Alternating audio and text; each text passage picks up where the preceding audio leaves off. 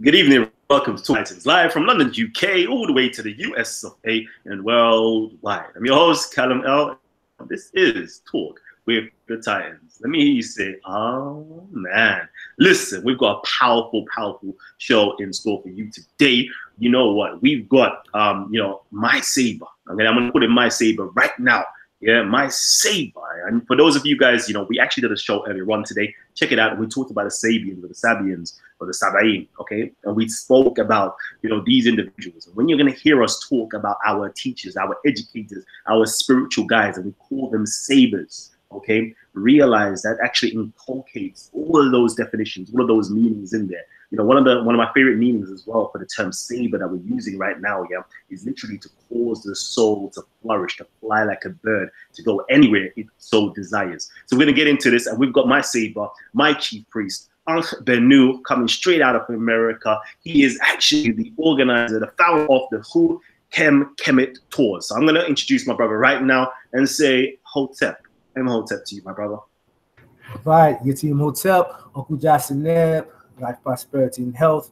To you, Brother Kalam, and to your illustrious platform, Talk with the Titans, and everybody tuning in. It's an honor and a privilege to be here. I'm looking forward to an amazing build. I mean? It's been a long time coming. Jeez. I know too long. The first time I actually got put onto you was, of course, through Asar Hotep and that community itself, and I saw the great works you did. One of the favorite things I saw was one of you had the biggest grin on your face, and you're just emanating a whole heap of light and energy. You really was bringing forth the Kemetic culture in terms of the way you dressed, the way you kept your hair, everything about you just screamed Kemet. So I love that you not only are a practitioner, but you're a person, or have the knowledge and information, but you're a person that actually lives the culture, okay? Lives it, breathes it, eats it as well. Can you give a community like a nice brief overview of the type of topics or the things that we shall be discussing today? I want to just whet their appetites, okay? So, go ahead, King. Okay, so definitely I like to make it known that the focus of my work, all of my work, from the tours, the books, that I've written, my lectures, they all gear towards bringing forth the true, authentic teachings of the Nile Valley, and putting into the greater context of African traditions. It's like, if you're not dealing with Kemet, if you're not dealing with Nile Valley culture within the context of an ATR, which is, quote unquote, African traditional religion, traditional African spiritual system, you are not dealing with authentic Nile Valley culture and spirituality. So, my work, it serves as a criterion for determining what is and what is not Kemetic spirituality. That's first and foremost. So I like to kind of get into that. Maybe we can clear up some misconceptions, that are out there floating around pertaining to Kemetic spirituality. There's a lot of folks saying a lot of things, and they need to, they're speaking out of turn. Let's put it that way. And, we can get into that, clear some of those things up. And I'd also like to let the family know about, some of the things that we got going up, the upcoming pilgrimage that we're doing to the Nile Valley in December, the opportunity of a lifetime to really dig into the tradition and the cosmologies, the ritual motifs. It's not a compare and contrast. Okay, they got Jesus from Heru, got Mary from Offset type of thing. No, we're actually digging into the tradition and really breaking it down. And then we're going to plug you in to elders in Gerf Sahel Nubian village, to elders in Cairo that we actually connect with, that have retained the culture and the practices for all these years in the Zar tradition and the traditions of the Nubians and Aswan. So, it's a big one. I'm looking forward to the build, and let's go. Let's get it. Oh man, I think a lot of my audience members know already that I'm mad excited. Anytime that we actually get the opportunity to speak about Kemet, to speak about the origins of the spirituality, the culture, the legacy, you know, all of that. That's like me, heart and heart, soul and soul, through and through. So I can't wait for this show. It's going to be an absolutely awesome panel show. So what I would love for you guys to do, okay, is to straight away hit the like button, yeah, and share this show like mad crazy, okay? Please get this out there as soon as quick as possible, okay? It's going to be a mad powerful show. Also, okay, for the second half of the show, nearer to the you know, to the hour mark, we're going to be taking loads of questions. So if you've got any questions, okay, if you've got some of them burning questions that you've always had to ask, you always want to know about spirituality and the culture and all that good stuff, please, yeah, please, yeah, like hold on to them, you know, type Titans TV, and we're gonna go in. Oh man, I can see my brother Asar M. Carr, he's also in the building. Sci-Fi is in the building as well. Like, we got a whole host of awesome, great individuals that's tuned in right now. And you know, some of you guys are asking, how do you spell the brother's name? If you refresh your screens, if it hasn't already changed, yeah, his name is literally down below at the title of the this video, okay? And it's called Aankh Benu, okay? Aankh Benu, Aankhbenu. All right. So we're gonna get it in, family. Trust me on this. We're actually gonna get this in. So what I'm gonna ask you guys to do again, hit the like button and share this like crazy. Okay. So my brother. You know, I want to start this off here by asking you, you know, what exactly, you know, when we speak about, you know, spirituality or Kemetic, what exactly is Kemetic spirituality? What exactly is the science that Kemetic spirituality actually holds? Okay. Well, you know, Kemetic spirituality, you know, the Kemetic spiritual tradition is at its foundation, in its essence, its very nature, it is an African tradition primarily.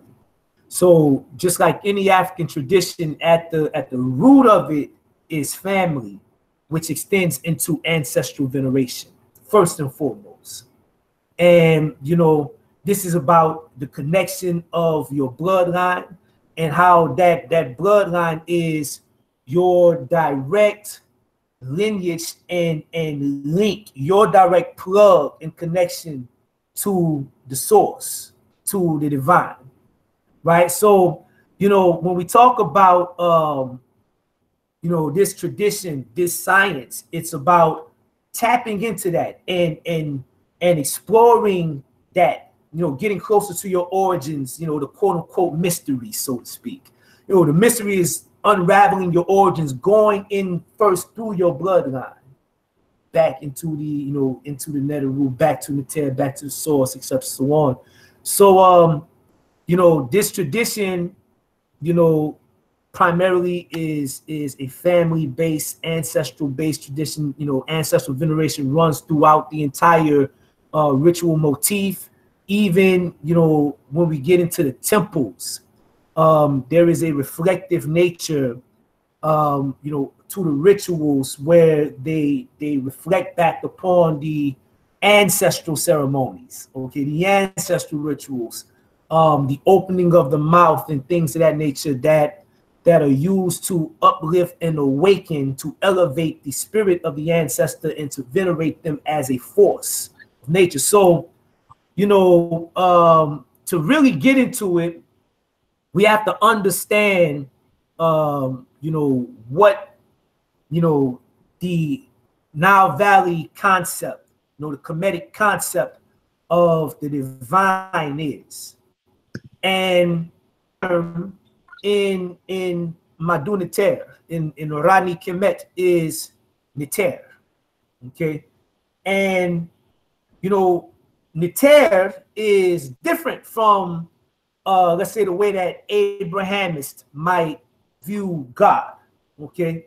You know, it'd be a mistake to just interpret Neteru as God. You know, in Nile Valley culture, which it kind of extends to, you know, African traditions in general, you know, Neteru is the only being in existence, period, first and foremost. It's the only being in existence, period.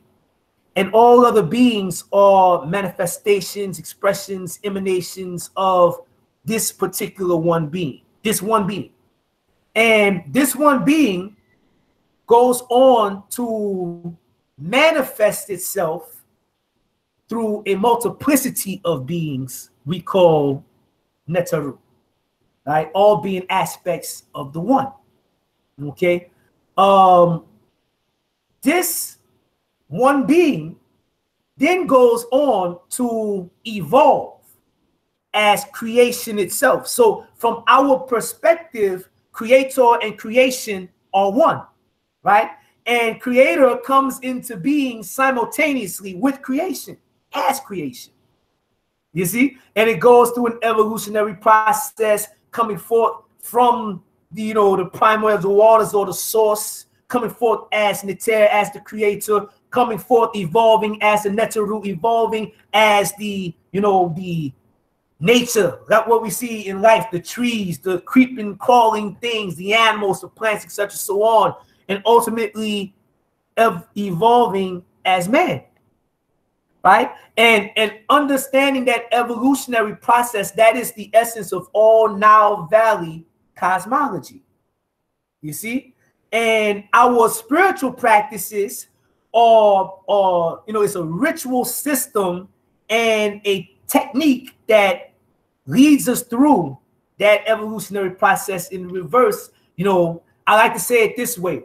Neteru comes into existence to gain knowledge of itself as man. And we, man, comes into existence to gain knowledge of ourselves as Neteru. You see? And that's the essence of it. You know, the cosmologies work both ways. It lays out the evolutionary and creative process of the one divine being, right, coming into existence and culminating in all of this. And then in the reverse, it gives us the blueprint, step by step, in tracing our origins back and realizing ourselves as that one divine being. That's what it is in essence.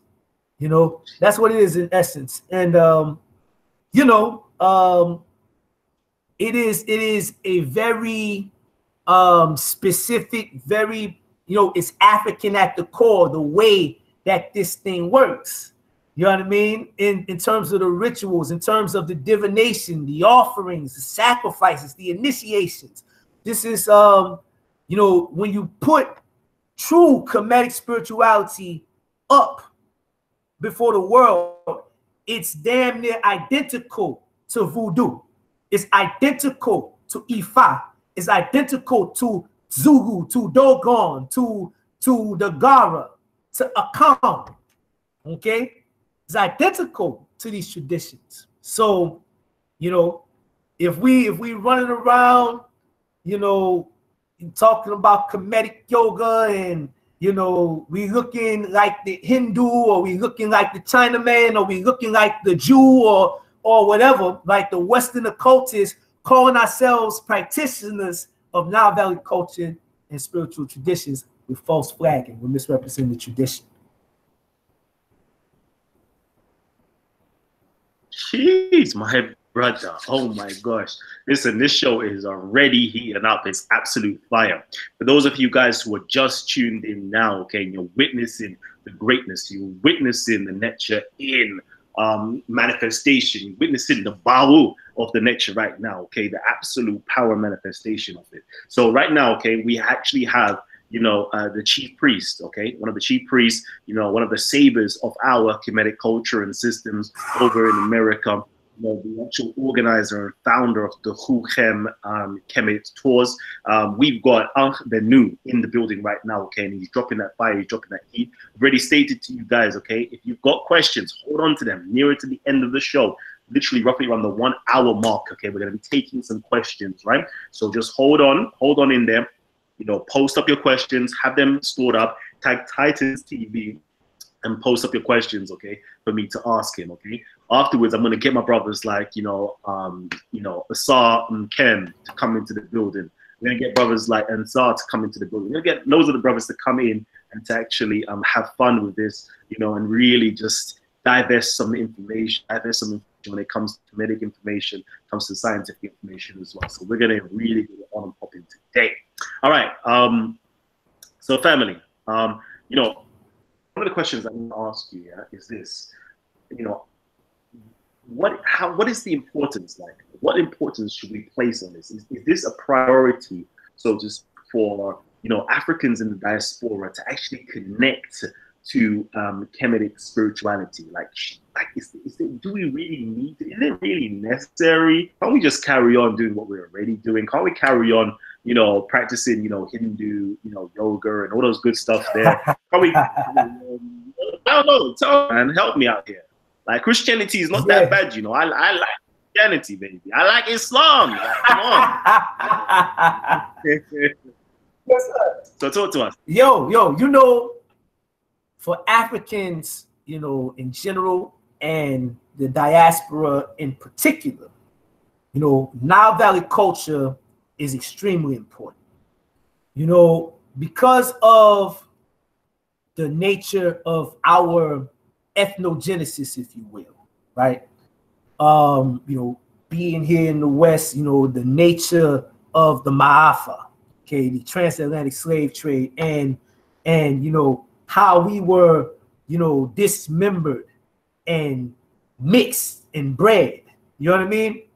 For us in the West, there is not one single, ethnic group on the continent that we can trace our lineage back to. Okay?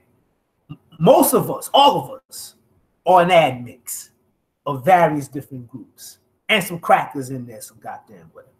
Okay? So, this is something that anyone that says, okay, you can trace your lineage or trace your origins back to one group, they're lying.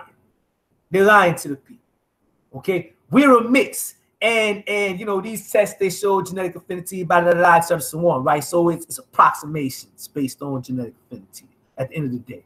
But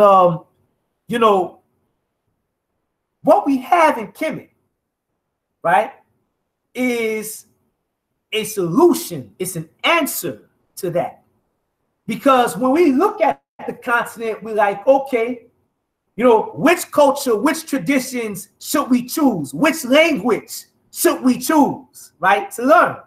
Should we choose Aankh, right, Twi, right? Should we choose Yoruba? Should we choose Airway, right?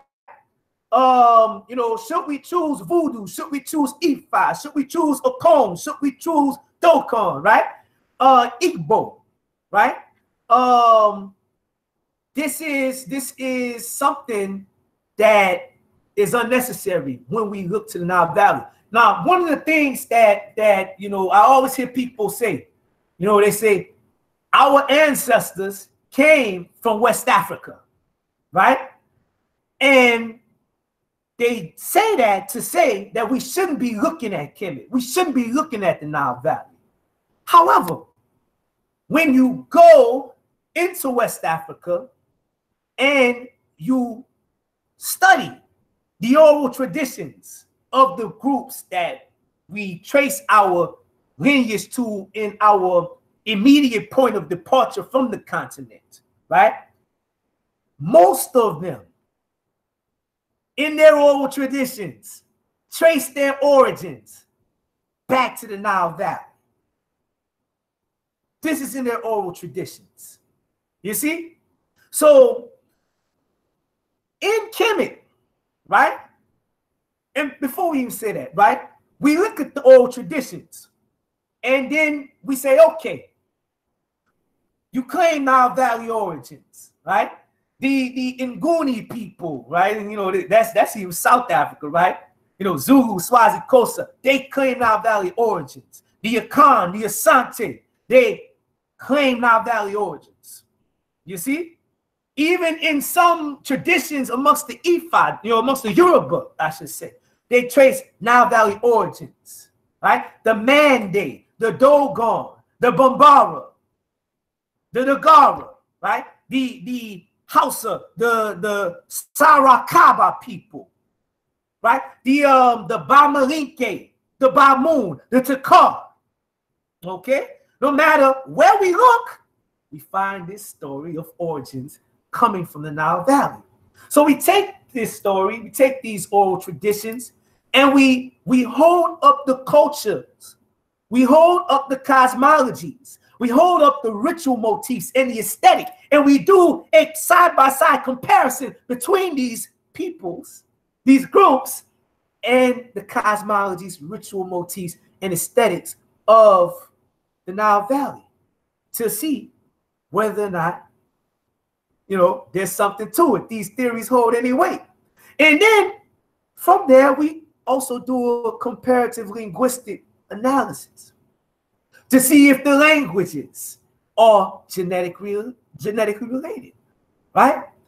And in all of this, what we find, there is not one culture that you can choose and say that it can totally represent all of Africa.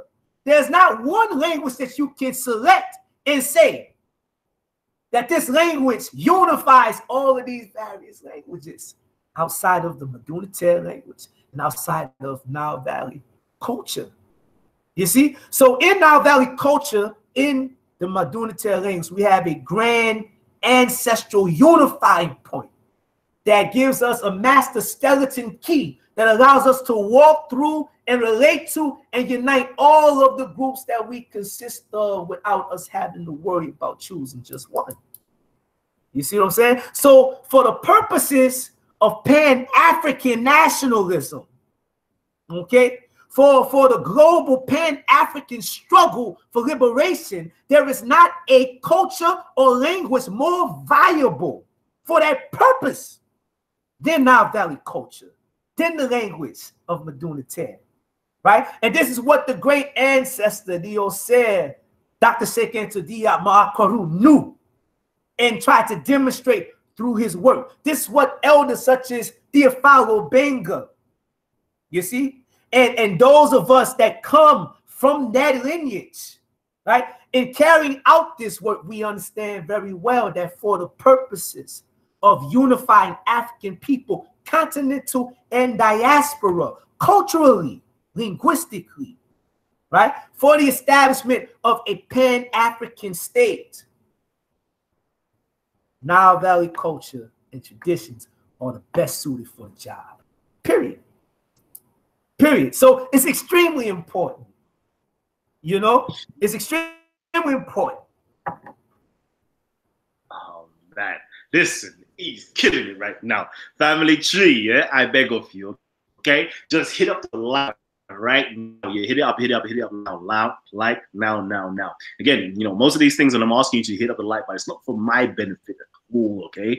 What I'm trying to do is make sure that this information, okay, this message hits and reaches as many people that will benefit from it as possible, okay? So if you like it and you've got other people who are following your channel or your Twitter or your you know, Facebook, so whatever the case is, where this is all linked up to, they can kind of see what you're tuned into right now. They can see what you're liking. They can see this powerful information that our brother Aankh Benu is actually, you know, distributing to you guys right now, all for absolutely free. Right? More time. Trust me, I've been to seminars, workshops, lectures, and you have to pay an arm and a leg here for the type of information that's proceeding from my brother's mouth. So please hit the support button, which is the like button, and the share button, and get this information widespread as possible. Now, I know my brother has actually got a tour coming up, you know, very, very soon, right? And he's going over to the ancestral land of Kemet. He's going over into ancient Egypt and traversing the whole land, you know, from top Cairo all the way down into Nubia, Aswan, and so forth. But before I go into that, you know, there is like a big debate amongst, you know, Egyptologists, Kemetologists, you know, scholars, and armchairs alike. And, you know, we're all trying to figure out what exactly does this term Kemet actually mean? What does it represent? And I would love for you, you know, to break that down and give us your rendition and your understanding, because I know you're going to come with that powerful information. Because for those of you guys who don't know, my brother is, you know, not only, you know, a person who knows the information or, you know, practices, you know, the Kemetic spirituality or really, you know, part of culture, but he also knows who's well studied in the language, the Neteru itself. He can read and write and conversate in it. So what I would love for my brother to do is just to, you know, hit us with that, with our hard facts, the hard information. Let's get it in, brother. Yes, sir. Yeah. Well, you know, that is very controversial. You got folks saying Kemet don't mean black land, it don't mean land of the blacks. You got folks saying Kemet means country, you know, or something along them lines, just simply means country, you know. I have colleagues on both sides of the argument, you know what I mean? So this is going to be interesting. Kemet, from my, you know, from my understanding and you know, my informed opinion on it, definitely means black land. You know, the terms, let's say for instance, you know, some brothers say, you know, in the Kalenjin language, it means country, right? It's related, you know, to a term that simply means country. But you know, when we're dealing with the MDU NTR, okay, and we're dealing with the root of the word Kem, right? And then we take, you know, Kemet, designating the country, and you know, you got some folk that say it only, you know, was only called Kemet dating back to like the Middle Kingdom, and that's not true. But I'm gonna hold on to that because there's something in the works, and I don't want to speak fast beyond what's about to go down, right? But you know, this term, when we hold it up to, let's say, another term, deciphered, okay, Kemet and deciphered, the black land and the red land. Now, if we're going to say Kemet means fertile land, that's another argument, okay, versus deciphered meaning infertile land, right? The problem that I'm seeing in the argument is that, you know, brothers are using etymology, okay, to try and redefine ancient terms. You know, you look at Kemet, black land, deciphered, red land. It's very simple, right? And then the more complex meanings stack on top of that. So from Kemet, right, looking at the soil and noticing that when the soil is fertile or black, it's fertile, right? So that's where you get the extension to mean fertile land. Looking at the soil, looking at the sand, right? Looking at this reddish white, you know, color, and noticing the dryness, that dryness also being associated with heat being associated with red, right? This dryness leading to an understanding that you cannot plant seeds, okay, when the land is in a state, infertility. You see? So we're dealing with, you know, understanding an issue in understanding the meaning of these terms at their root, right? And then understanding how other meanings begin to, you know, layer on top of that.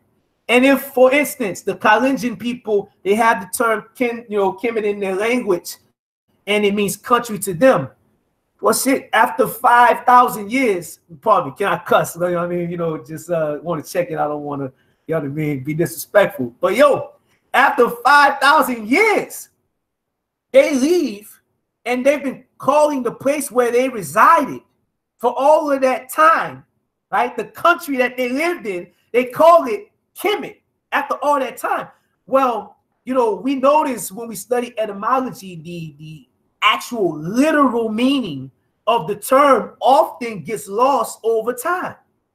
You know what I mean? So because they're used to calling the landmass or the, you know, the locale that they reside in Kemet, okay, over time it's very easy for the understanding or meaning black land to get lost and for it to take on the meaning of simply country. You see, that makes sense, right? Here's another thing. Kemet meaning, you know, black people, land of the black people. Okay, some folks say, yeah, it means black land, but it's talking about the soil and not necessarily the people. Hey, you know, in the language, let's just say this. There's certain aspects to the language, particularly in the determinative system, that you know, locations can also extend to speak to the people that live there. right? And I leave that there because I don't want to, like I said, jump the gun, because there is something in the works, and the folk that are on both sides of that argument, ideally they're going to go at it real soon, and I don't want to be the one to spoil anything. Yeah. All right. Okay. Let me do this. Let me actually do this. I hope you guys are actually enjoying the show so far. If you are, please hit the one button down below. Okay, hit the one button. I know we like to be interactive with those. I want to get some crowd participation. Let me know that you're actually enjoying the show. So just hit me up with some ones or some thumbs up and let me know that you're enjoying the show. Oh man, let's get it. You know what? Let me quickly do this. Okay, let me actually do this. For those of you guys who don't actually know, so you can actually find my brother as well on Henensu. Okay, you can go on to henensu.com, all right, and you can find some further information about my brother. All right, there you go. Just quickly go through. That's the Henu's position right there. Let's quickly get it in. Let's get it in. Okay, we're just gonna go through his website real quickly. Plug that. All right, ancestry, family, self-service, Ma'at. Very powerful concepts. Yeah, very, very, very powerful concepts. Okay? Brothers, participating in, I believe that's a libation ceremony. Correct me if I'm wrong. Yes, sir. It looks like a hen libation ceremony that's going on right there. Beautiful artwork that's blending Kemet, or the Eastern Africa with Western Africa, Sankofa, mixing in American culture as well. You see a lot of that, man. It's just powerful, beautiful, imagery that's going on the channel. So yeah, please check out his website. You will find information upon the tours. Okay, so there is actually a tour that's taking place. Real quickly, it's a tour to Kemet. Okay, in December from the 3rd to the 11th. Okay, 3rd to the 11th. It's actually a 7-day, 7-night tour exploring sites in Cairo. So all the way up in the north, in Lower Egypt or Lower Kemet. Then we're traveling down south into Luxor, into Aswan. All right. It's a beautiful cruise on the Nile. For those of you guys who've been on the Nile and have taken place or taken part with the cruise, you're going to see some absolutely wonderful sights. You're going to see, the tombs, the temples, all the different sites, the museums that's there. There's going to be tons of lectures that's taking place. You're going to have on the site, breakdowns of the hieroglyphs. But this is one thing that you don't usually get on tours themselves, where the person who's giving you the tour can actually read the glyphs on the temple walls, can read the glyphs on the monuments themselves to give you a much more voluminous amount of information. Right, your mind or your brain is literally going to explode with the type of information imparted on this particular tour. So let me actually stop talking. Like, I'm going like this is my tour itself, because I already feel the vibrations and I already know what it's going to be like. I'm literally there in Kemet right now with my brother. So I want my brother to come in and kind of just why is it going to be different to other tours? There's various different tours that's taking place from various different individuals. Why is your tour going to be much more beneficial to the people? Why is it going to be powerful? Why is it going to be an impactful impression on their lives compared to other tours? Yes, sir. Yes, sir. Well, yeah. I say definitely. I don't want to diss anyone, right? So that's not my intention. But in terms of the, this we gotta be honest. Like, what we not gonna do. It's not dissing when you're telling the truth. Okay, it's not dissing when you're telling the truth. Let's do it. Okay, just remember you gave me license. So peep this, right? What we not gonna do. We not gonna go over there and be doing yoga in the temples. Okay, we're not doing that. We're not going to be, doing yoga, stretching on the shrines in the Hawat and whatnot. We're not going to be doing that, right? We're not going to go over there, and well, you know, if you want to meditate, you might be able to do that. But just in terms of the nature of the tour, the subject matter of the tour, this is really where we stand alone. We stand apart. Okay. Many tours that are content, you know, themed, okay, African centered, they focus primarily on a compare and contrast model where they're comparing and contrasting, you know, Kemet and the reliefs with, you know, the Abrahamic traditions, you know, Judaism, Christianity, Islam. This is where they got this from. This is where they got that from, etc. So on. And even in some of those things, that's not necessarily all the way on point or accurate. Okay. It's, you know, that look, see, and say stuff that they're doing. You know what I mean? You know, playing match and whatnot.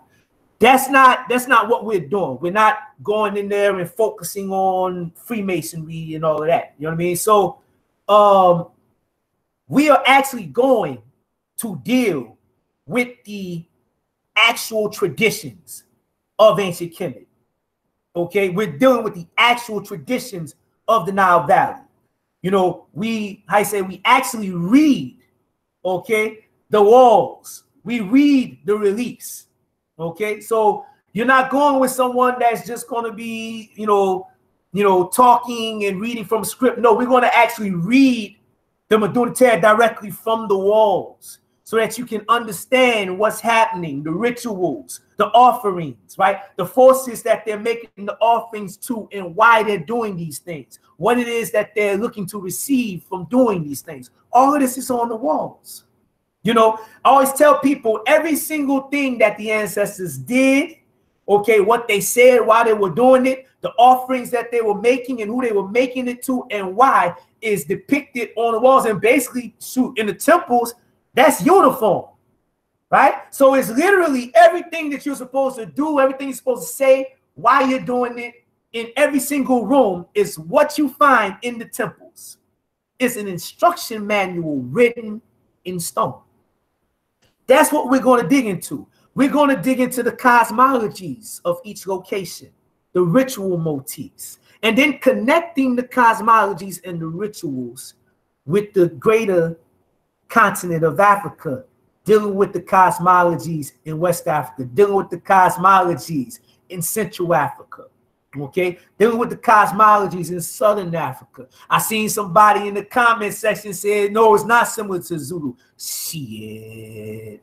Yo, I say, you know, hey, you know, put it like this. Put it like this. Why is it that when we look aesthetic wise, especially, right?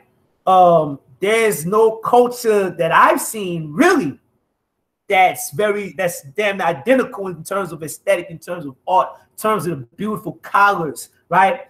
You know, the use of the leopard for the kings and the priests and things. Yo, you know, we had to talk about that, not to mention that the Nguni people, once again, the Zulu, the coast of the Swazi, they trace their origins back to the Nile Valley.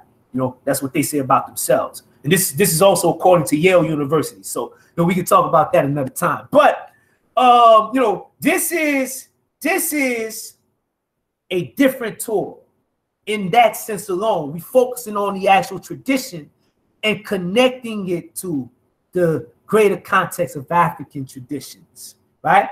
So we do that, and then let's say we go to we start in Cairo, right? We're going to visit the Saqqara monuments first, right? We take care of the West Bank first in each location. Why do we do that? We hit the West Bank first because in African traditions, it is appropriate to first and foremost go through the open of the way and your ancestors before approaching the Neteru or Orisha or Loa or whatever the case may be, right? So you deal with your ancestors first. So we go to the West Bank first because on the West Bank, the direction that the Yatin, that the sun set, okay, was the direction that they built.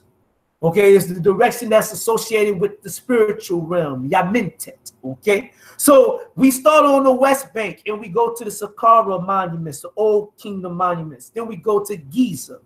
Okay, visit the pyramids of Khufu Ko'ofra and Minkarura. You see, then we go and we're going to visit the Cairo Museum. But before we leave Cairo, right, we're going to actually attend a traditional Zar ceremony and performance, right? What is that? What is Zar? Okay, Zar is the indigenous African tradition that has been retained by the African people in Northern Africa, but has been camouflaged under the language and the iconography of the dominating religion of the location.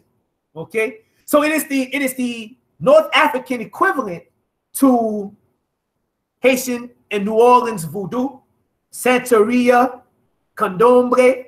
Okay, you know, this is what we're talking about. Now, this tradition spreads from the Sudan, right, under the name Zar, from the Sudan up into Israel and as far over as Iran and the African people that were taken into captivity during the trans-Saharan slave trade. Okay, but from also the Sudan over through Libya, through Chad, into Mauritania and Morocco, is called Bori. Okay, amongst the Hausa and amongst the people in the Sudan and Khartoum, they call the tradition Bori. And it centers around the practice of you know, ritual dance and invocations to invoke and appease these forces that possess, you know, the individuals that are there and make the meal, such so on. You have to take care of them to make things better, right? In Morocco, they call it Aisha amongst the Ghanaba people in Morocco and Mauritania. So we're going to actually go and visit these people in Cairo and connect with them and build a relationship with them so that you can learn from them, and if the opportunity comes, even be initiated into that tradition, right? Who doing that? Okay, where they do that at, right? Then after this, we're going to fly from Cairo to Aswan. In Aswan, we're going to visit the Temple of Osir, the island of Philae. We're going to visit the Nubian Museum, right? We're going to visit the you know, the stone quarry, right? So that you can see where the ancestors got the materials from that they built monuments with, so we can throw away and do away with all the UFO bull and the, you know, and the you know, anybody else from anywhere else, you know what I'm saying, coming in and doing that. We're going to show you where the ancestors got their materials from, right? In Aswan. And then what we're going to do, I'm going to take you into Garib Sahel Nubian village to build with the Nubian family there. You know what I mean? And I'm going to introduce you to my elder Shaban in Garib Sahel Nubian village, the husband of the Nile, the husband of the inhabitants of the Nile. I'm going to share something with you, right? You know, a colleague, a friend, right, a brother made a statement that, you know, a couple weeks ago on a particular platform that, you know, the priests are no longer in the Nile Valley, and the traditions of the Nile Valley are no longer there, right? And I'm like, yo, you haven't gone, you haven't seen, you know, even though you've gone, you haven't seen, right? So, you know, the Nubians, they refer to the Neteru as the inhabitants of the river, which is interesting because if we want to say of the river in Madunater, we say in Neteru or Neteru. Interesting, right? So they call them the inhabitants of the river. And I'm going to send a video, you know, to Kalam later, and maybe, you know, you can share it, but it's a video of my elder being interviewed. And he's, you know, riding on the water, being interviewed by this Arab guy. And he takes the guy's hand and he puts it on a piece of paper and he traces the outline of the man's hand. And then he makes the man write his name on the paper within the hand.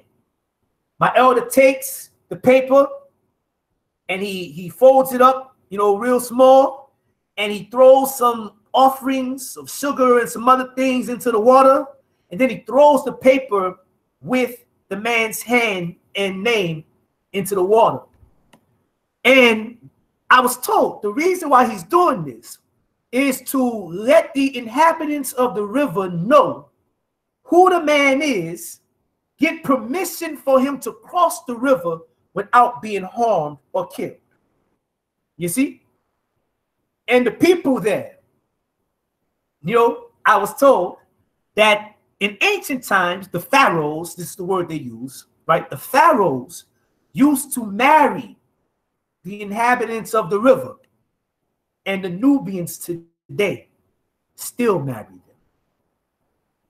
And if you're familiar with African traditions, marriage in the traditions, right, always represent initiation, becoming a priest.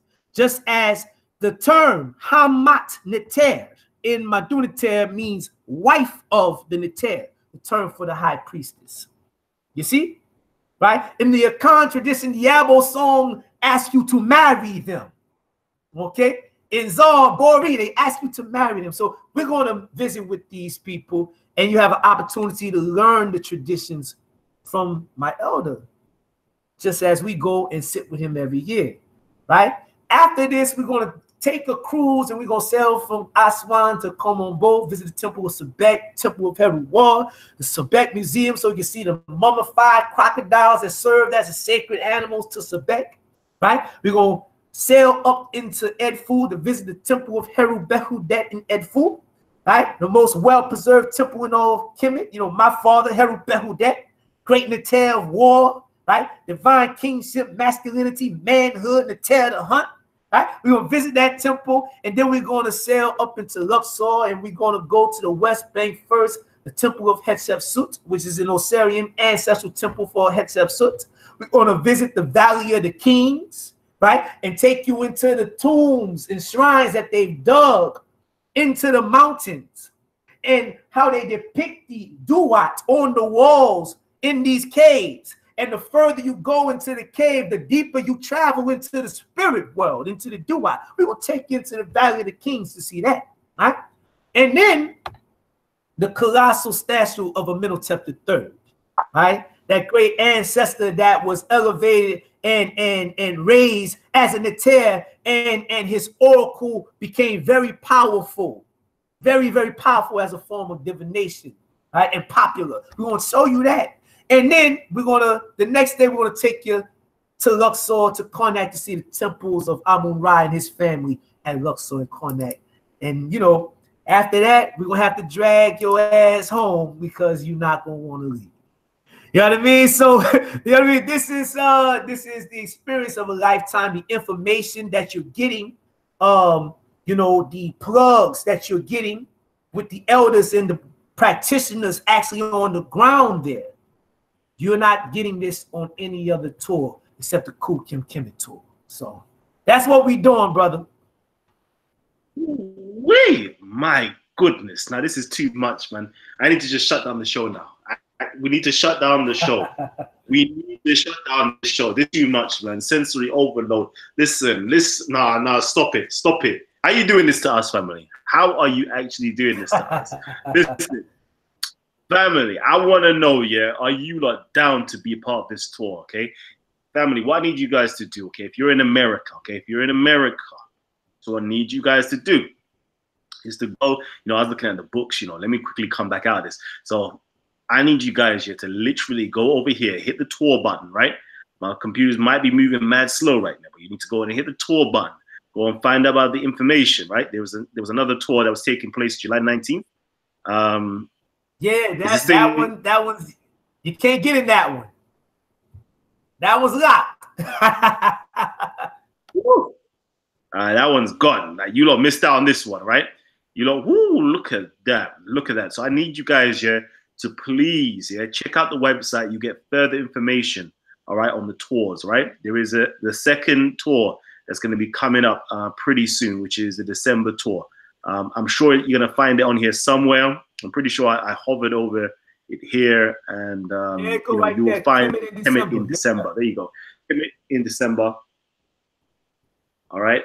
So make sure you click this up. You know, find out more about the information. You'll find everything you need to know, when it's going on, how the you know, the payments schedule is set up, etc. The museums, the itinerary, you know, where you're going, etc. Like all of that good stuff. So please, yeah, if you've got the opportunity, especially if you're over in America, yeah, hit this up. All right. If you're in the UK, right? If you're in the UK, you can always get in contact with my brother via the website, or you can hit me up, and I will definitely put you onto him. Okay. So please, I beg of you, if you are interested, yeah, this is gonna be popping, absolutely popping. All right. Let me just quickly check the comment section. Yeah, we're nearing the hour marks. I want to get your questions in. So family, you know, within the next 5 minutes, yeah, this is what I need you guys to do. Formulate all of your questions, all of your tough, hard questions, questions that, you know, you feel shy to even ask. Yeah, we're gonna get it answered for you tonight. All right. All I need you guys to do is simply tag Titans TV and post up your question to the brother, and I'll make sure he actually responds to them. Now, my brother, like I'm here. The website is popping right now. You know, I'm aware that you've actually, you're not just only, you know, I say just only, you're not just only a saber. You know, you're not just only a high priest. You're not just only a tour guide and lecturer, but you're also, you know, an author. And you know, I've been put on to the fact that you've written a book, you know, that's about, you know, I'm gonna do them classical ones. There's 666, 666. All right, you've written and authored several books that I'm familiar with or that I'm aware of. I need you to give me, you know, an insight and a breakdown, so I can get the good people over here to actually, you know, take a look and you know, kind of get stimulated, get titillated as to what does these books actually have. You've got the key to Eden right there. You've got the Avenging Osir, Aankh Benu. You've got Remembering Osir. That's the book right there. That's the Magnus, what's it called? The Magnus Opus? Opus? Yeah, the Magnus Opus. All right, you've got the Magnus Opus right here. Okay, Remembering Osir. So I need you to give me a little breakdown, because I think we need to be hitting that purchase button real soon. Okay, I think our audience members need to be hitting these purchase buttons real soon. So if you can just give us a breakdown of what's inside of these books, and let's get it. Okay, excellent, excellent. Yeah, definitely. Those books right there, right? The most important one I want to speak on.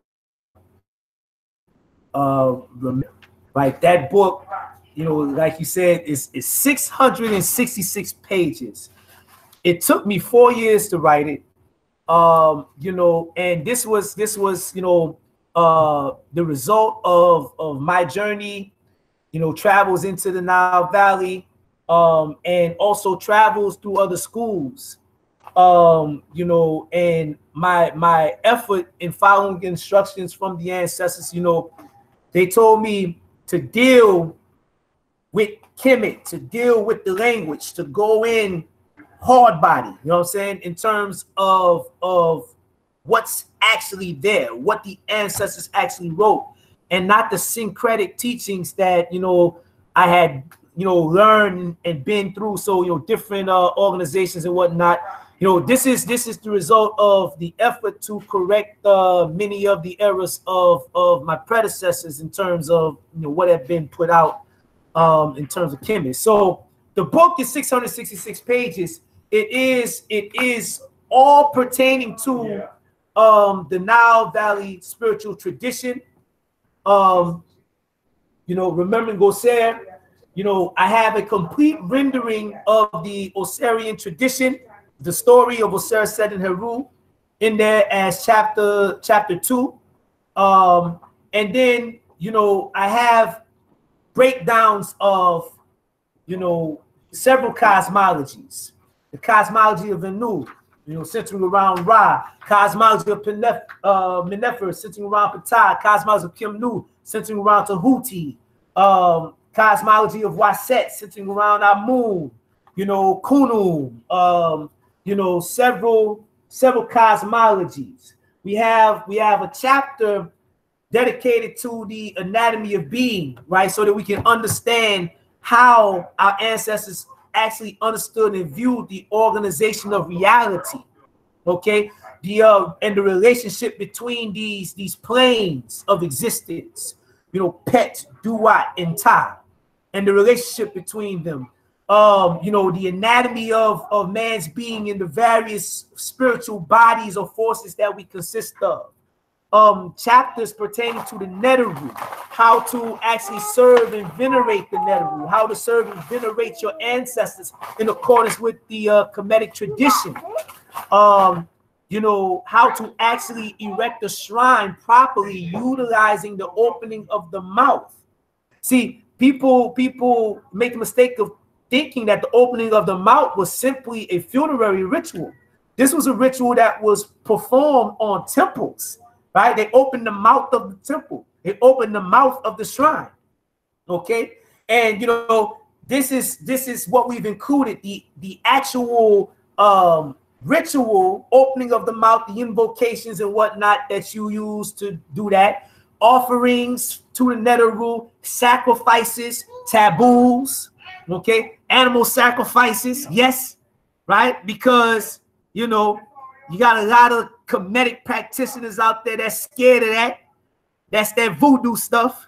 You know what I'm saying? That's that primitive stuff. They scared of that. So we got that in there, and like I said, it's a very, very big book, and we have citations, we have sources going back to the primaries for what it is that we're doing. There's no Hindu mantras, there's no tree of life, there's no yoga, there's there is nothing foreign in this book. Everything, every invocation, every hymn, every chant, everything that is in this book is from the MDU NTR language, is from the Nile Valley tradition. So the purpose of the book is to serve as a criterion, once again, for what is and what is not Kemetic spirituality. Once you read this book here, okay, you're going to have to hold it up to these other books and these other authors out here, right? And they're going to have a lot of explaining to do afterwards. They will have a lot of explaining to do afterwards. And I say my advice is get right, get tight, or you get left in the dust, because it's a wave coming, and folk that's holding on to that old, old syncretic Western occult mix and match bullshit, they're gonna get left behind or ran over by this avalanche that's coming. That's just being real. Wait. Oh man, listen, I need to figure out why don't I actually really have this book on my shelf, right? So family, again, right? Henensu.com, right? Henensu.com. All right, right here. This is the book. This is the book that the author Aankh Benu has been discussing. So please, okay, you've got the possibility right now, right? Hit this button, yeah? Hit the buy now button, right? Buy now, buy now, buy now, all right? I want to be promoting this book as much as possible, because I definitely do think, this definitely sounds like a book that should be on your mantelpiece. This is a book that should be on your bookshelf, your library. It should be inside of your shrine itself. That should be your practical manual into Kemetic information and being a practitioner inside of the culture. God damn, that sounds awesome. That sounds absolutely awesome. Wow, my brother, you've been putting in that work. You know what? Yeah, $60 for a book. Okay, so you guys, let me do this actually, since people are talking about the prices of books, right? I've got books like this. I'm not too sure. Yeah, you see this right here, right? This book here, the Egyptian Amduat, right there. I believe this book costs roughly about £100. That might be about $130 to $140, basically. That's just one book right there. All right. You got books such as, The Coffins, another bigger book, and these are the figures that these books are not cheap. They're not cheap, okay? So when the brother, you know, tells you that he himself has authored a book, 666 pages. It ain't no small book. It's literally a manual, a textbook, all right, that you would receive if you went to university. My brother, how long did it take you to actually author that book? 4 years. Sorry, what? I didn't hear it again. Repeat that once more. 4 years. 4 years, 4 strenuous years, produce that information for the family to actually listen to you. I don't know. Did you get you know, money from, I don't know, some type of sponsorship or some type of organization or some type of, you know, I don't know, some type of academic organization or something else, some religious organization? Did anybody fund you in actually writing this book at all? Not a dime. Matter of fact, I lost money, crashed computers, you know what I mean? Actually had to take trip over to Kemet to get, you know, to get this information, certain things that I needed that I couldn't get from texts and from journals. You know, I had to go to Kemet and actually get it directly from the wall. So yeah. You know, no kind of, you know, academic aid or financial aid from anybody, you know what I mean, to do this. It's a sacrifice. If I was to, you know, like this, yes, you know, the type of money you put into this project, I'm guessing it could have cost you at least $5,000, okay, to get all of the information you need, the books, the journals, the textbooks, right, you know, trips to, you know, Kemet, etc., to get the primaries, right? You know, all of that information, like, it costs money, yeah, to just produce this simple, I say simple, but it's definitely not simple book. It takes a lot of time, effort, and energy, okay? Like, you know, people like the brother, yeah, is not being funded by any organization, okay? This is all self-funded. Like, his family is suffering and struggling alongside of him because he's doing the work of the Neteru right now. Think what I'm saying? So when you don't think of this money as, you know, oh, I'm buying a book, okay? Think of this as an offering to the Neteru itself. The Neteru is the one that inspired this type of information and power and potential for him to create and author this type of book. So please, okay, I'm asking you guys, yeah, don't worry about the price, right? Because trust me, you ain't gonna receive any type of information like this. If you're going to, you know, seminars, I just came back from a seminar, like literally it's £500, you know, for a seminar over 2 days to break that type of information. Okay? £500 for 2 days of breaking down information similar to this. But you've got this information in a handheld book that you have with you, yeah, for the rest of your life. It's not going to be just a day or 2 days. It's constantly, every single week, you've got a reference manual to go back to. So think of it as just nothing, okay? $60, like, that can't even buy you a pair of Jordans, right? We don't complain, yeah, when we're spending $200, yeah, on a pair of Jordans. Don't complain when we're spending like £300 on a Gucci belt or £600 on a Gucci bag. We're not complaining when we're spending all that money. Yeah, when it comes to £60 or $60, but when we want to actually, you know, feed our mind or feed our intellect and our spiritual being, you know, we start complaining. We actually start complaining. Listen, family, don't complain, man. Just take out your money and lay it down. All right, let me get back into this, you know. So, brother, if it's possible, I would love to take some questions from the audience, right? I would love to take questions from the audience, what they have to say. So, again, family, if you've got any questions here right now, all you need to do is tag Titans TV, all right? Titans TV, and post up your comments, post up your questions, and let us know, all right? Let us know. But whilst I'm waiting for you guys to do that, okay, I just want to welcome, you know, the resident medicine man like Gabs. Hey, yo, brother, let me know that you're here in the building, baby. Yo, what's poppin'? What's happening? Right. Yes. What's good? What's it, brother? Aankh? Yes, sir, Aankh.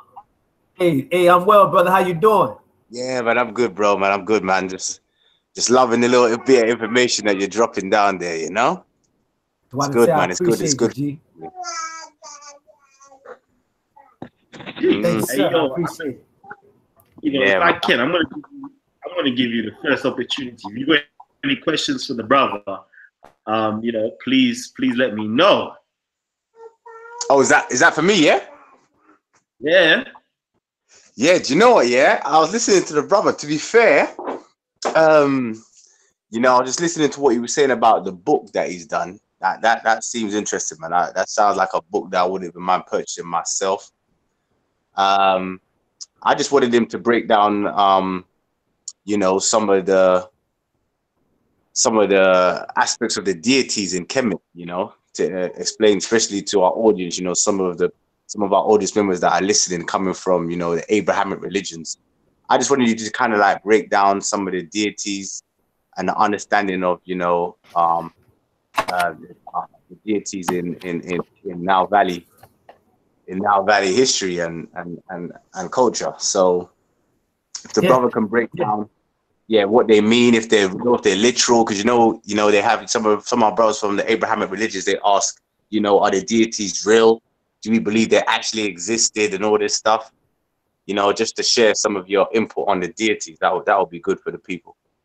Okay, yeah, for sure. I say, and that is that's a controversial issue, even amongst people that you know supposed to be representing Kemet. You know what I mean? So I damn sure want to deal with that. You know what I mean? You know, I for sure want to do it. So you know, the question is asked: are the Neteru, are they real? Like, you know, are they just principles or symbols? You know what I mean?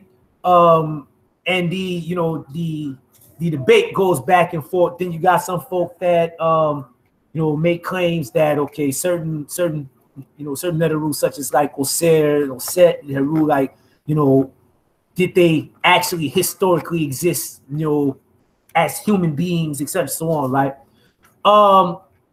So, you know, I want to deal with all of that and clear it up, you know, once and for all, right? And you know, we can take this and hold it up once again to any African tradition for a general consensus. You know, we be right at home after I'm done. Okay, so you know, the Neteru, right?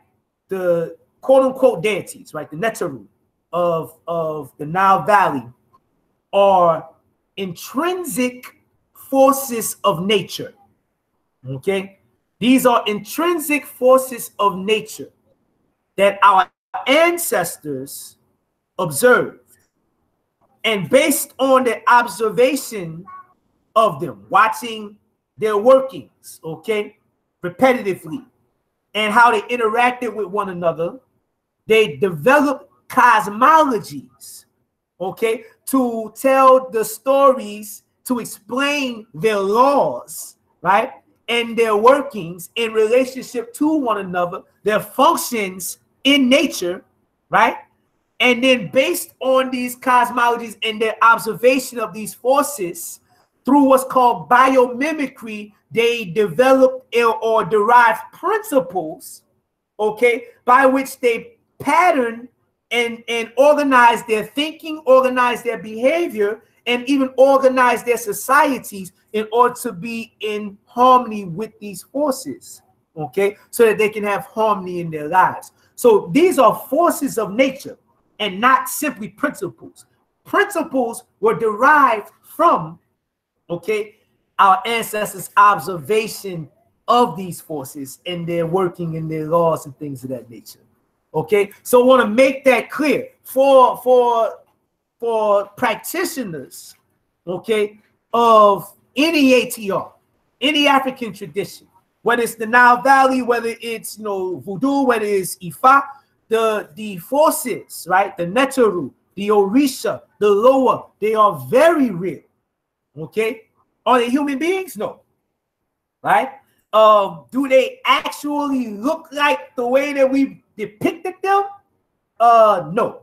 You know, cosmology is a, you know, it's like a language system. Okay, it's like a language system. It's almost like computer programming.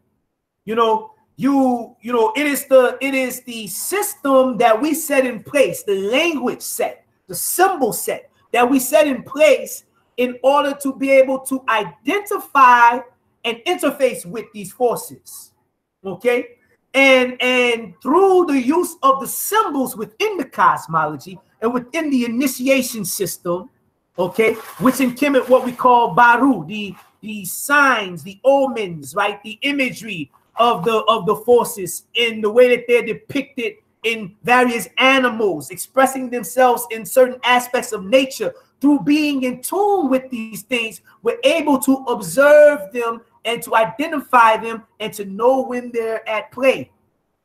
Okay, so you know, these things are very real. Our ancestors had divination systems to communicate with these forces. They had you know, they performed rituals, made offerings to these forces of food, and also sacrifices of blood, animals. Okay, this is something that you find throughout the entire continent and the diaspora as it pertains to African traditions, African spiritual systems, right? So no priest, no practitioner would ever agree that these things are just symbolic in this. They're making sacrifices. They're sacrificing and slaughtering animals to symbols. You know what I mean? These are forces, right? But the symbols and the cosmologies and the stories, they help us understand the laws and the functionality of these forces. And the priest, okay, and this is another thing, we don't consider ourselves as subservient to them, okay? As a priest in the Nile Valley, you know, a Neteru or servant of the Neteru is like a mechanic. You see, it's like you take your car to get your engine service. Like, these forces are functions within nature, right? They govern certain aspects of life and reality. And in order for your life to be in a state of harmony and ma'at, these forces had to be in a state of harmony or ma'at. So there's a concept in the tradition called offering ma'at versus offering that which is considered a boot or taboo. Okay? To offer taboo would be to invite isfet into your life, and for this force to have what you would call like a negative reaction. Okay? And you would experience the negative qualities of that force by violating one of his laws, offering it something that's not good for it, or by not carrying out or living the principles, you see, that are derived from it, that put you in harmony with it. So we made sure that these forces, that the ancestors, right, were taken care of, so that in turn, you know, everything out here was taken care of, because everything that happens out here is the end result of the inner workings and processes of what's going on, you know, in the spirit world, in the duat. So the Neteru are like the internal organs of reality. You okay? All right. Hey, all right. Let me just click, because I got so many questions just flooding in. You know, real quickly, somebody says here, sorry, 1-1. Let me shout out 1-1. 1-1 says, one guy said the people of ancient Kemet were from Arabia. Okay, that's where farming began. I have heard that the people stated in the hieroglyphs that they came from the south. What are your thoughts on that? Okay, so, you know, definitely, okay, the evidence only points so far back, and that's to the Sudan, right? So we start talking about like the Kustul Cemetery L, right? Where, you know, the University of Chicago back in 1960, they went into Kustul. Now Kustul is in it's a location that is just a little bit north of Abu Simbel, which is the extreme southern border of Kemet. But in 1960, they led, you know, it was an expedition led by Keith Cecil. You know, that's the dude that wrote When Egypt Ruled the East. He led an expedition for the University of Chicago. There's a man also by the name of Bruce Williams, who's actually still around and has written extensively on Nubia, okay, and the Nubian origins or Sudan origins of Nile Valley culture.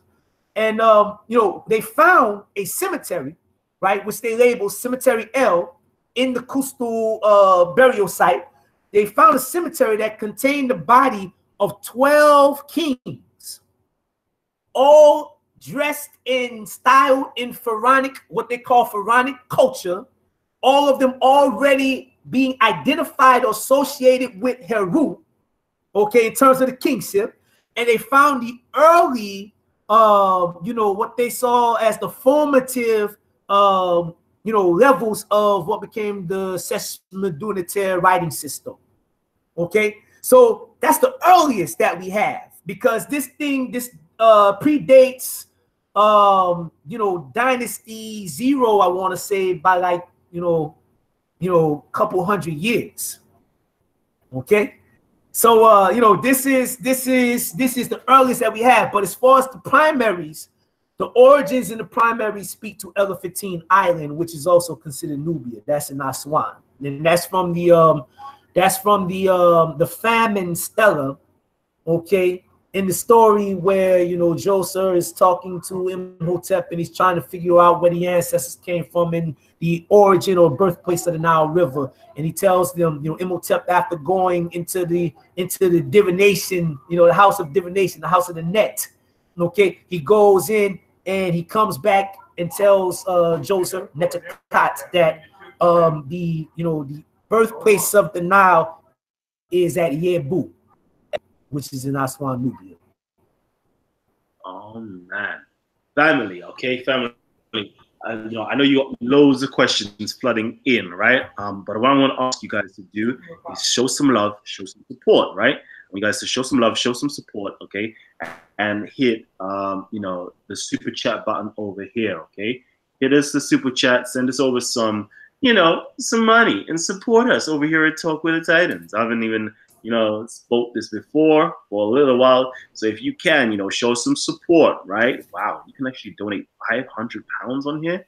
Listen, people are balling, baby, balling.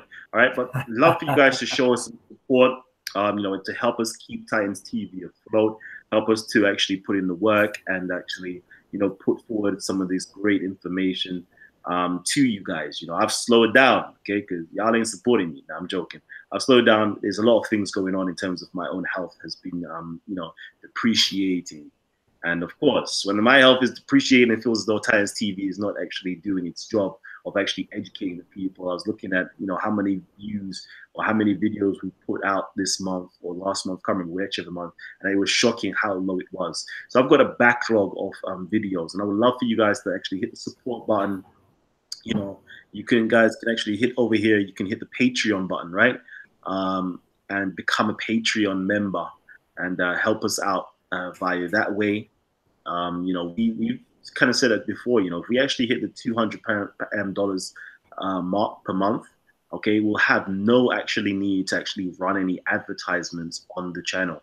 There's literally, well, I think it's £200 actually, because all of our overheads will be covered in terms of our, you know, internet, phones, you know, what's it called? What's it called again? You know, what's that thing called? Adobe Premiere Pro Plus, all of those good stuff. All of those bills would literally be covered, so we wouldn't even have to run any advertisements. All we need is £200 to cover all of our overheads. There will be literally no advertisements on Titans TV. All it is just to cover our overheads, so it's not coming out of my own money. So if you guys can, you know, show me the love and show me the support, so we can make sure we can hit that mark, you know, that would be absolutely awesome. Okay, so you can hit a few ways by hitting the super chat or hitting the Patreon. There's all sorts of GoFundMe's as well, but the Patreon and the super chat, you know, is good as well. All right, that was it. So that was a quick announcement. I forgot to do that. You know, you know, at YouTube they teach you, you know, you need to do these things. You need to make sure that you hit the button, make sure you hit the share button. I also need to support you financially so you can keep on pushing forward the good information that you're already doing. So I'm making sure I hit my quota. All right. How did Kemet fall? There's so much knowledge of self.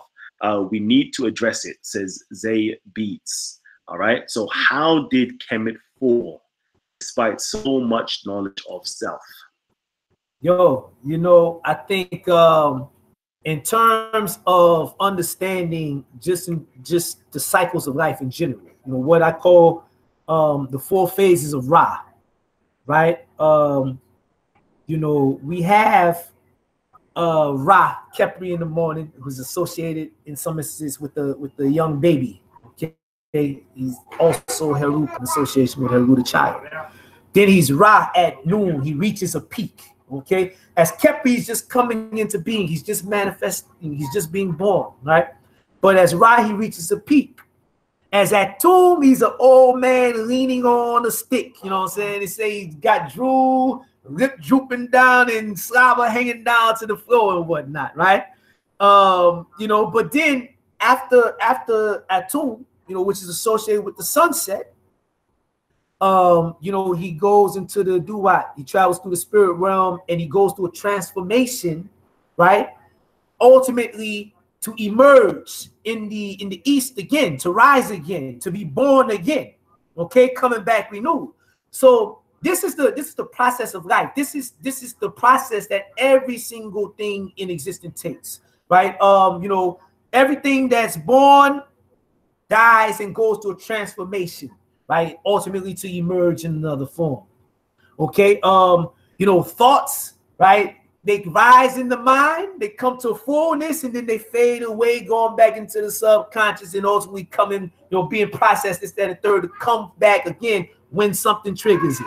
I mean, so this is the natural cycle of life, the seasons of the year, etc. So on. So nations also fall into this, and you know, Kemet, you know, I like to say that in actuality, you know, tying in that last question, we haven't really went into the Sudan yet. You know, once we go into that Sudan, we might find the first dynasty of Kemet was actually the beginning of a new dynasty after an intermediate period. Okay, of a long history in the Sudan with the same culture and traditions. Because you know, we can easily point to different texts where, you know, Amun is called Amun the Cushite, Osir the Cushite, Oset the Nubian woman, right? Mut the Cushite, Kansu the Cushite, like these Neteru that are associated with the, you know, the oldest traditions and the founding of Kemet. Okay, Heru the Cushite, right? This is what we find. So you know, it was very old already. That's my point. So, you know, when we get to the quote unquote fall, and, you know, a lot of people don't even know when to put that. Okay. Cause, you know, after the 25th dynasty, right. And you had a few more native quote unquote dynasties up until like dynasty 30. Okay. And then, you know, the culture actually moves, okay, into Nubia, into the Sudan. And it continues there up until like 600 ACE, at least. Okay, some people say 900, right? And you know, what we find is a series of migrations beginning 500 ACE, okay, across the Sahara, right, where the Africans from Nubia, some people say in particular Aswan, according to tradition, you know, migrated across the Sahara and, you know, became the Soninke people and founded the Ghana Empire. And after the Almoravids came in, okay, and you know, tried to force Islam on those people and conquered through, you know, embargo and all of that stuff, you know what I'm saying?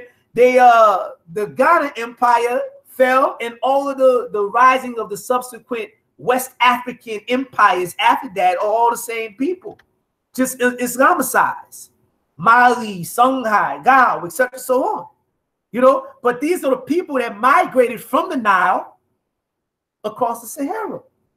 Okay, and this is just one migration out of several that we're talking about. So this is why the oral traditions within the continent all speak to this Nile Valley origin. So you know, and I'm not gonna say all, but many of them, okay, many of them speak to Nile Valley origin. So you know, it was very old, but just like Ra, once he, you know, becomes Atum and he sets in the west and he goes into that spiritual realm, he goes through a transformation ultimately to emerge and rise again. And boom, here we go. That's why we here. That's what we're talking about. So, you know, everything that falls rises again. Jeez. Oh man. The cycle of life, baby. The cycle of life. You know what, family? Okay, I just want to give a big shout out to those of you guys who have actually donated. Shouts out to my brother Aankh and you know, and donating Uncle Justin. Never to you, my brother. You know what? Yeah, literally after the last week or so, yeah, I'm in the mood here for just every show, yeah, needs to have some Kemetic influence on it right about now. So I'm asking my brother, a certain car, like, when are we gonna get you into building, right? Because you already know, right? Some of you guys have been asking for a particular individual, right? Gabs is one of your favorite teachers as well, right? Your favorite teachers. Who's this one? And he's a young teacher as well. Who's this young teacher that you've always said, like, I want to see on Titans TV. I want to see on Titans TV. Oh boy, I don't know. I think it's two. Is it two people? Is one begins with the letter N and one begins with M? Which one are we going? Again? One begins with an M, and one name begins with an N. One begins with an M and the other one begins with what? An N. Oh man. It's got to be the N one, right? It's got to be the N one. Yeah. Come on. Nice. It's crazy. So for those of you guys that don't know what we're speaking, we're spitting some ancient code right now. We're spitting that real stuff. We're talking about, sugar. I beg you, mute your mic, Gabs. We're speaking about my brother Ngozi. Oh man, Team Osiris is on the horizon all day long. Jeez. Yeah, we're gonna get Team Osiris, my Team Osiris member, brother Ngozi, to come on. He's hollered at me. He said, "Boom, Cal, we need to sort this out." I believe he's coming on either Tuesday or Wednesday. Let me just double check, because I'll be booking up stuff and I'm forgetting stuff and I'm trying to get back into the flow, right? Hold on, real quickly. Let me just see. What day is he coming on? We've got a brother coming on Monday, all right? Beg your pardon, okay? Monday, 5 p.m. Eastern times, right? Origins of Man, right? My brother my brother Ngozi is going to be going in. It's going to be an absolutely amazing, powerful show. What I'm actually going to be doing from now on is this. I'm actually going to try my very best to focus, on Kemetic information, spirituality, and scientific information, as well as politics. Don't worry about it. I've got my political family, in on this, okay? I really need to focus on mainly the Kemetic stuff. That's really my heart right about now. I'm going to bring it back here where we're going to get a lot of American guests to actually grace, our platform. You already know, we won the Sun TV Award. So shouts out to everybody, who actually voted for us, to win, the YouTube award of what? The best YouTube information channel, right? For those of you guys know, Neteru was built, okay? Neteru is, another, conscious platform over in America, but he was built upon being literally the best YouTube information channel. And it feels so, I feel so very proud as to the fact that, that mantle, that baton has literally been handed over to us over here in the UK to say that we represent, knowledge, kicking that real knowledge, kicking information. And we, out of 26 different nominations, right? There was 26 different nominations. We're the only UK, okay, international, group that actually nominated, and we also won as well. So that was absolutely phenomenal. So thank you guys for actually supporting us. Thank you all the Titans that have participated and keep on growing better. All right, but I'm gonna say this, right? All right, a couple years ago we was focusing heavily on the Americans, right? Heavily on the Americans, to the fact that when we had Sarah, Sue, and Seti and Young Pharaoh and all of that good stuff came on, we said, you know what, it's time for us to focus over on the UK. But I'm trying to get back into that mix again, where we got a nice balance of American and UK guests to come onto the platform. So we're going to see a lot of that. I want to get my brother Asar. I want to know, brother Asar, are you here? Are you here, my brother? And if you're here, I want to get you to commit to doing a show on Talk with the Titans. So let me know if you're in the building, King. I'm committed, baby. Whatever you want to do, we can do it. You know, let's get to some fundamentals when we do it, because I keep hearing my atheist brothers keep saying, "Oh, it's not science. It's not real science." So let's get into what the real science is, so they can truly understand the style. Like I always give little small tidbits, but let's go in. I'll go in deep, so they can just shh and pipe down and understand where the science of today comes from. Jeez, yeah, buddy. My brother Gabs, and good job, little brother, man. My little brother on here building today, man. I like your build. I like your moxie. Aankh, watch the jet. Do I? Snaps you, brother.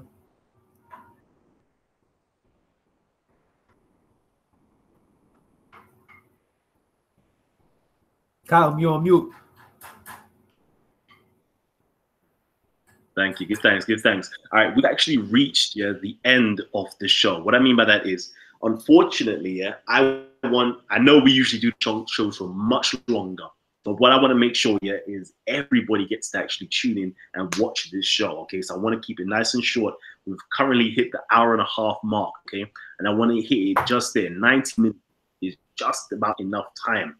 But before we actually end the show, okay, I want my brother, Aankh Benu, Saber Aankh Benu, Hemnet Chair, Benu, actually just drop any information or announcements that you believe our family needs to know in this moment in time. All right. First and foremost, once say thank you. Do I, again, send Kalam for the opportunity to present on your illustrious platform. It's been an honor. Definitely I enjoyed it very much. I will that your guests and your viewers also enjoyed it and gained something from it. You know what I mean?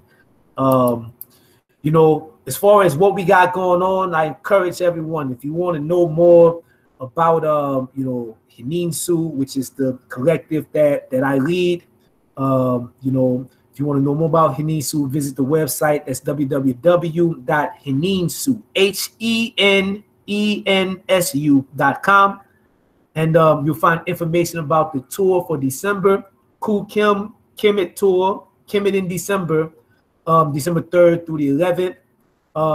If you're coming from the US, the all-inclusive package is $2,600 all-inclusive. If you're coming from the UK, okay, it is $1,600, but it does not include your airfare from the UK to Kemet. So you got to get to Kemet, but once you get to Kemet, we take care of everything. So, that's important to know. Also, if you can bring other people or get other people to sign up, we'll knock money off your trip. You know what I mean? 10% for each person you get to go. You know what I mean? So if you get 5 people to go, have your trips paid for. If you get 10 people to go, you go for free. If you get more than 10 people to go, we start paying you. You know what I'm saying? 5% for each person over 10 that you get to go. We put that money in your pocket. So you know what I mean? Definitely. And of course, check out my book. Get this book, Remembering Osir, right, by Aankh Benu. You can find it at the website, hininsu.com. It is also available on Amazon. Okay, it is also available on Amazon. But, go to Hininsu if you can, cut out that middleman. But, if you got to do the Amazon thing, it's all good. We understand, right? I guarantee you're not going to be disappointed with this work. And plug in. You can also subscribe to my YouTube channel, Aankh Benu. Just type my name in and it'll come up. And hey man, it's been a pleasure and an honor to be on here. And I look forward to doing it again, and possibly if possible building with some of the brothers here, that you got on here right now, especially if we're gonna be dealing with Nile Valley culture, Kemetic Science. Definitely. You know what, although we're closing down, closing down right now. Guess what, family? Okay, of course, we always make sure that we hook up our audience members. And what that means is this. We have the panel link right here, all right? Here is the panel link. If you want to join in with us, okay, you got like about 2 minutes to join in with us to ask any question live on air. Otherwise, right, just join in as soon as we close down the show, and you can speak with the brothers on the panel. You've got Gabs in here. You've got my brother, Saber Asar. You've got my brother and Saber as well. Aankh Benu, who's with us as well. So if you've got any questions or comments, please join us by simply hitting the Hangouts link down below and get it in with the family, okay? Oh, man. Let me close this down and let me make sure I actually put your email address. So not your email address, your website as well inside the description box, so everybody can make sure have all the information necessary to support you in your endeavors and book any tours as well. All right, so let me just get that in. So I'm still waiting. So if you guys would like to do this, you've got like another minute or so before I close down the show. All right. Right now, I'm closing down the show, baby. I'm closing on the show. Let me get back into this. So brother, yeah, family, it's been an absolutely sorry. Oh, you have anything to say? Yeah, brother Kalam. Screeching Academic, come on in here. Come get your medicine. Shout out to our brother Ngozi. I look forward to an awesome presentation from you and probably brother Kansu. We need to move on Chicago. Y'all live there. We're visitors there. I was there when Cabrini Green was up. That's years ago. So yeah, y'all brothers, if y'all need assistance, brother Kansu, brother Ngozi, it's your brother Aankh. Y'all know what it is. Hit me up. Let me know. So we can get it popping. I know what it is. Definitely. And family, okay. Another thing is, can we get it up to like 95? No, we can get up to 100 likes. I close down the show. All right, we've got 90 likes so far. Right? Let's just get it up a little bit, okay? Let's get it up. All right. Shouts out to my queen Lexi as well. I see you. No problem. I've got you. All right. So. Shouts out to all my moderators as well. Shouts out to Kiss Ken, who's always holding it down, Jay Boogie, Isaac, all of you guys who really hold us down on Talk with the Titan. Trust me, like, we couldn't do these shows if it wasn't for you guys who are moderating, keeping everything track. So thank you guys again. We really appreciate you and love you for the efforts that you put in. Right now we're closing down. So again, thank you. Peace. Kalam. Okay. Yeah. But sorry, just a quick one. Can you I want Vegeta. Vegeta is there. Vegeta. Tell Vegeta to come on the online as well. He needs that bird. Yeah, I think he's gonna come in. All the brothers, all my Muslim brothers, that love to get it in and want to get the work in today, come and join us. Okay, our Christian brothers and sisters, come and join us. Our atheists, please come and join us. Everybody, come in and let's get it on. Let's get it on.